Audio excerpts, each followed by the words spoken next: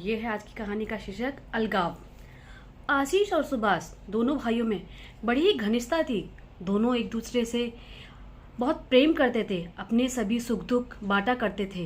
परंतु आशीष के विवाह के बाद धीरे धीरे स्थिति बदलने लगी थी। माता पिता के साथ आशीष और सुभाष दोनों ही रहते थे। दोनों में बड़ा प्रेम था, मगर अब कुछ बदलाव सा था।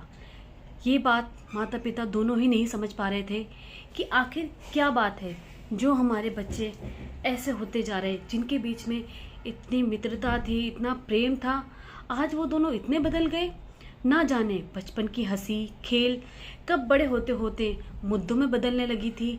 बचपन में होने वाली नोकझोंक अब लड़ाई और झगड़े में बदलने लगी थी।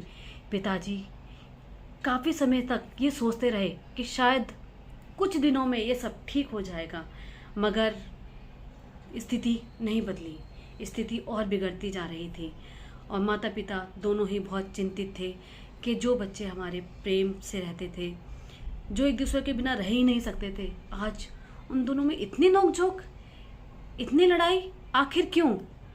परंतु ऐसा कुछ नहीं हो रहा था। दिन पर दिन उनकी तबीयत बिगड़ती जा रही थी।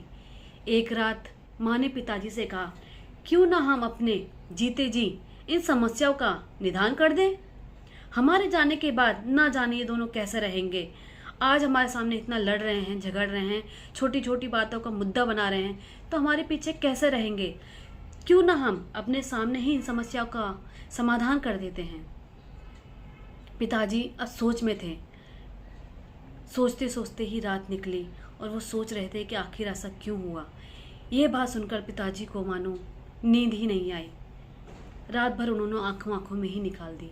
बच्चों के बीच अलगाव की बात, जो बच्चे आज तक हंसी खुशी अपनी हर चीज एक दूसरे से साझा करते थे, आज उनके बीच अलगाव की नौबत आ चुकी थी। कैसे, कहाँ कमी रही, क्या हुआ इन दोनों के बीच में आखिर जो अलगाव आ गया इन दोनों के बीच में। अब पिताजी की नींद उड़ चुकी थी और आंखों आंखों में नींद निकाल चुके थे। कई दिनों तक आपसी मतभेद देखने के बाद अतः पिताजी ने एक दिन आशीष और सुभाष दोनों को बुलाया और कहा, मेरा स्वास्थ्य अब ठीक नहीं रहता, मैं अपनी जिम्मेदारियों से मुक्त होना चाहता हूँ। ये बात सुनकर दोनों ही भाई अचंभित हो चुके थे कि आखिर पिताजी ने ऐसी बात क्यों कही, क्या हुआ। दोनों एक दूसरे की शक्ल देख रहे थे और पिताजी से पूछने की हिम्मत नहीं हो रही थी कि आखिर ऐसा क्या हुआ।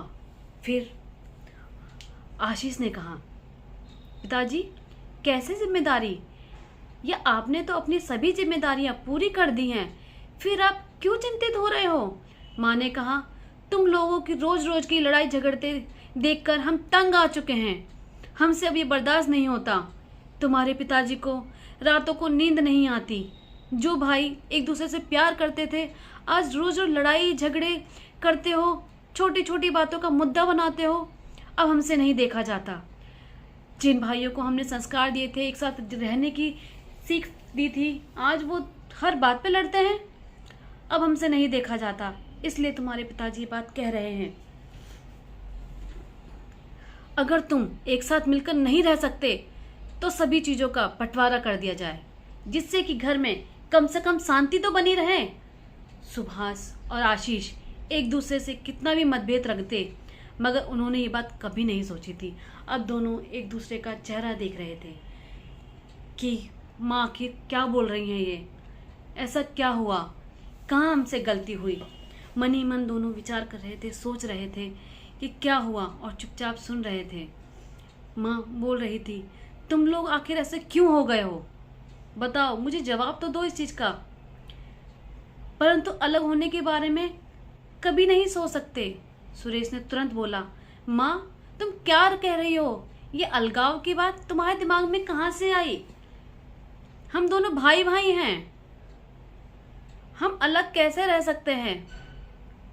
माँ हम माफी चाहते हैं यदि हमारी बातों से आप दोनों का दिल दुखा हो, मगर ये अलगाव नहीं माँ, ये अलगाव कभी नहीं आ सकता, हम भाई भाई हैं। पिताजी और माँ उन दोनों की बात सुन रहे थे। आपस में प्रेम करना, लड़ना झगड़ना एक अलग बात है माँ, परंतु अलगाव, ये कैसे सोच लिया तुमने?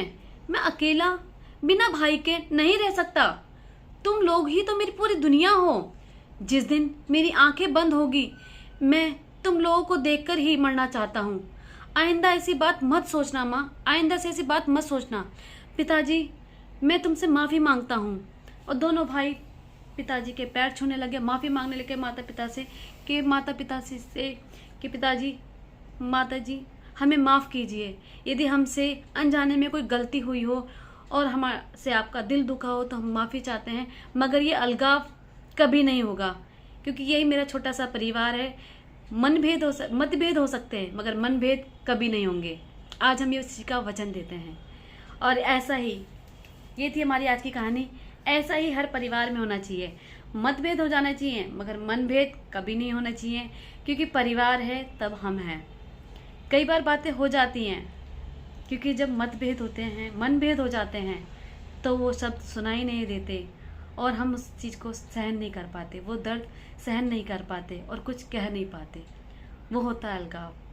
अलगाव नहीं होना चाहिए, प्यार बना रहना चाहिए। छोटी सी दुनिया में है। नमस्कार।